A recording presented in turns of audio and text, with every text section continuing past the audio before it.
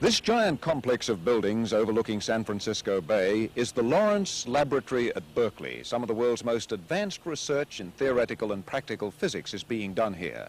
For some years now, a small group of scientists attached to the laboratories have been investigating this, a curious metal called nitinol. It has certain anomalous properties not yet fully understood or explained.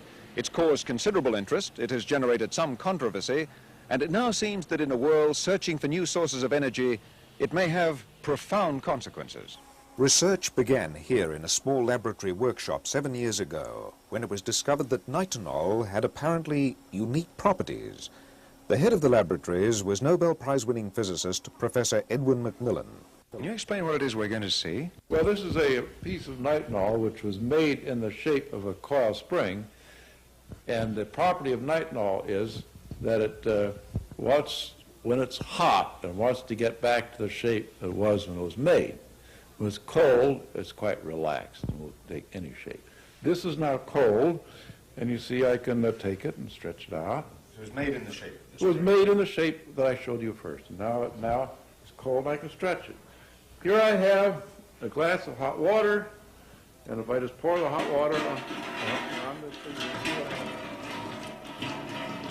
there we are. Good as new. In the cool state, it's relaxed and floppy. In the heated state, it remembers its former state. That's why you say it has a memory. So if you make the thing, if you make this piece of wire so it's straight when you made it, then when it's hot, it wants to straighten out. When it's cold, it's just as floppy as a wet noodle. You know, if you take one of these things and put it in hot, cold water and feel it in your hand, it's like a wet noodle when it's cold. When it's hot, it straightens out very suddenly. It's quite strong stuff.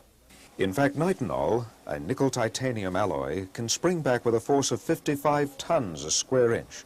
The actual phenomenon itself is not yet fully understood.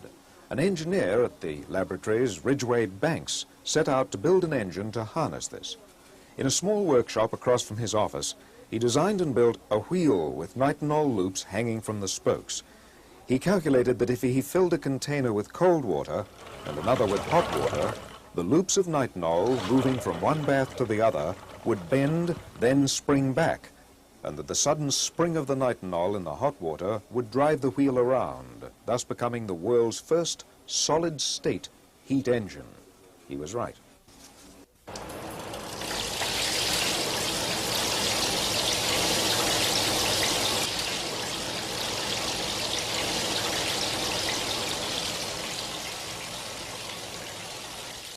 This simple crankshaft wheel first began spinning one morning in November 1973 at the Lawrence Laboratories, Berkeley, marking the first time that heat had been converted directly into mechanical energy. Ridgway Banks rigged up a solar heater on the laboratory roof to keep the water warm enough to drive the engine and let it run to see if there would be any sign of fatigue in the nitinol wires. After 23 million revolutions, he found that the wheel was running stronger. No one is quite sure why this is happening. Professor Macmillan reported the nitinol phenomenon in 1974 at a special meeting of Nobel Prize-winning scientists in Germany. We'll talk with Professor Macmillan about this in our next science report.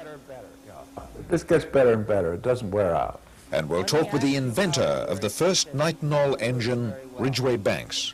And a metallurgist who has a long background in this attended a talk that I gave at MIT years ago, and I was trying in a sort of stumbling way to relate this to other solid-state things that I thought might tie in here. And he said, don't wonder where it comes from. He said, it's a gift from God. Just accept it, use it, don't worry about what's going on. Lawrence Laboratory physicist Dr. Harry Heckman was there when the wheel first span round. He remembers his reaction. I'll be damned.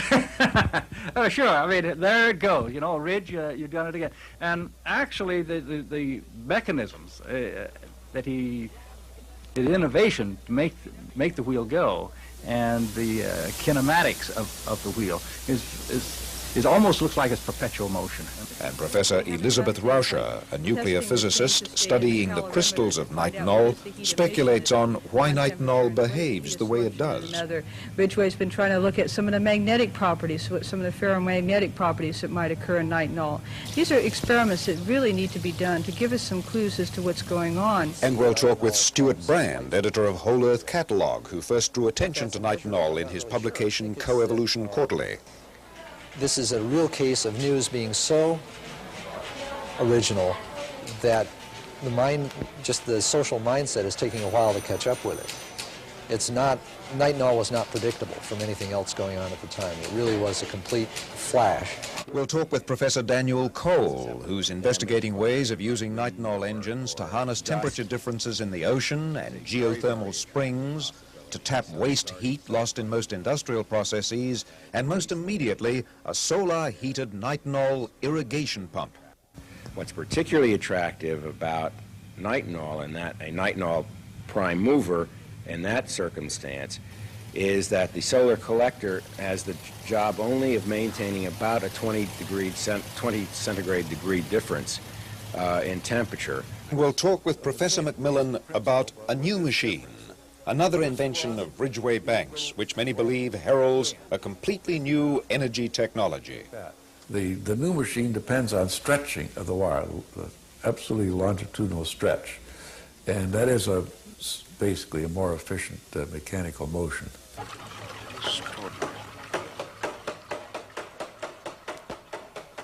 It is important that people are working on these things, you know. If it's used as a basis of a heat engine, of course, you need it in a entirely different scale of production from what it's made now. Fortunately, the materials of which it's made, which are nickel and titanium, are both very abundant elements, so there's no question of rarity of materials. And it's not hard to make, but somebody just has to do it. The thing about this machine which is important to me is that it's possible to scale this design up efficiently.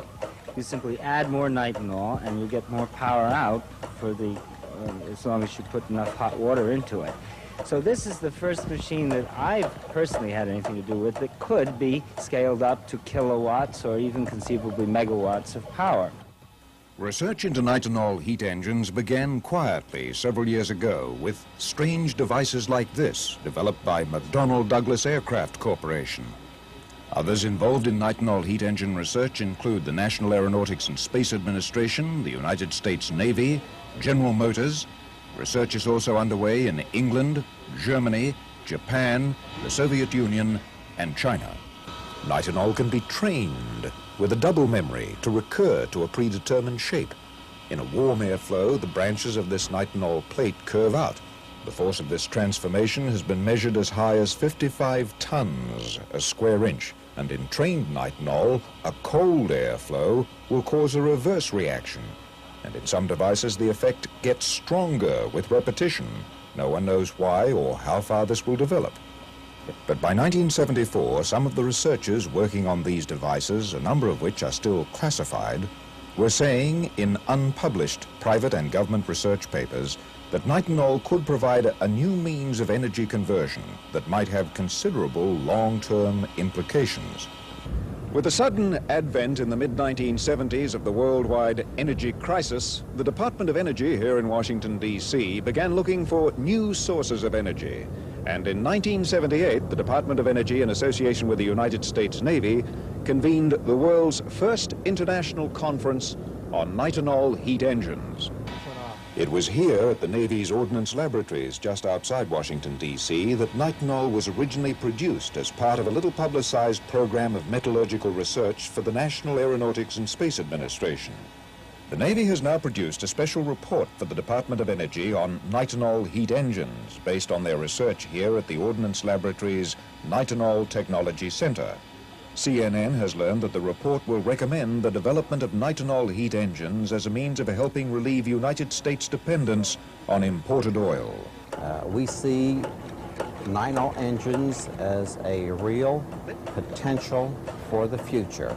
We have done some calculations which show that nitinol is very viable in terms of using waste heat or low temperature heat which is the largest available source of heat in the United States. Since the energy to run the engines is in effect free, it's waste heat. You don't have to use oil or anything or any other fuel. It's the cost of installation that's important. We ran some calculations here which suggest that if we can produce nitinol at $200 or so a pound, which is within reason, we feel, that you can make heat engines, and these are extrapolated figures, bear in mind, that you can make a heat engine that will recover its own cost if you can run it for 24 hours a day within 2 years, a year and a half perhaps. After that, all the energy you get out of it is for free. It's free. And that's the driving force behind a nitinol engine. At the World Bank in Washington, D.C., they've been watching the research into nitinol. Their program is headed by Dr. Mitwally. I asked him about the Navy's latest figures. If it's true that it can pay for itself in 2 years, I would say that's very encouraging. But I would like to see that first. If it looked as though nitinol, in fact, was going to take off, as it were, as an energy source or as an energy converter, would you then choose a particular nation and attempt to see what could be done with nitinol in some large scale? To start with, if we can have it on its own, or if we can mix it with solar energy, and the end use would be irrigation, pumping, we would be very much interested in the very near future to have something done, and not necessarily in one nation. It could be in many nations in the developing world. At the United States Department of Energy in Washington, which sponsored the conference, the nitinol research program is headed by Marvin Gunn. It was, to my estimation, a very successful conference. The proceedings have not been published yet, but they are imminently available. I do know that the proceedings have been put together, and when it comes out, it will represent a very, I think, complete compendium of nitinol state-of-the-art. We went forth with a lot of optimism, you know, that, well, while we'll learn a lot, we won't necessarily decide that we've conquered the world and found something that was going to solve all of our problems, but we thought it was interesting enough and it was feasible enough to look at. It's something brand new and it's intriguing. You know, as you say, there's very little known about it, so we can just think of so many ways of finding out more about it. You know. Do you foresee finally something like a nitinol economy in certain parts of the world? I'm not sure what the numbers are in the availability of nickel and titanium, and certainly the manufacturing capability at this point. But I wouldn't want to go that far to think that nitinol would dominate. In effect, I guess what we consider ourselves now is that we're on a petroleum economy, and we're trying to find ways of getting away from that. I see it contributing as a component of, you know, one of the ways of displacing petroleum as a primary energy source. From a preliminary copy of the report, CNN has learned that the United States Navy has told the Department of Energy that the development of nitinol heat engines would clearly serve the national interest by helping reduce petroleum energy dependence. The report also includes some startling figures suggesting nitinol heat engines producing power at an estimated $600 a kilowatt are substantially cheaper than both nuclear power and photovoltaic cells.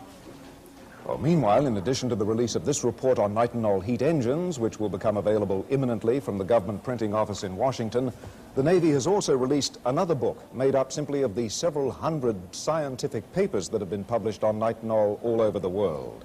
And of course, some of the material is unpublished. There are now reports that in at least one laboratory in the United States, they have produced, but not yet published, details of a kind of super nitinol, a nitinol vastly more powerful than the material we've been looking at.